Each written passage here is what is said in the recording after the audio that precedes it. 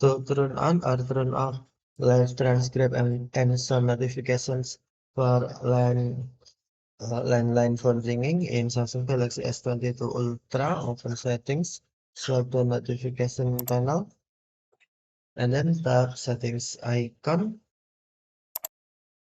Scroll down settings screen, find accessibility, and then tap accessibility. Select hearing enhancements. Next, tap sound notifications, and then select open sound notifications.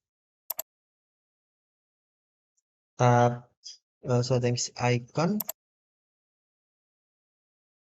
Select sound types,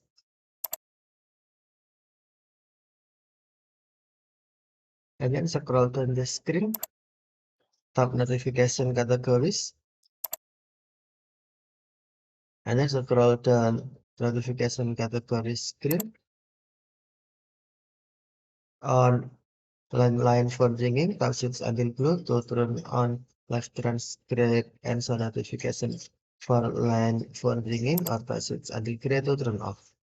Tap switch until blue to turn on, or tap switch until gray to turn off. Okay, thank you for watching. Have a nice day.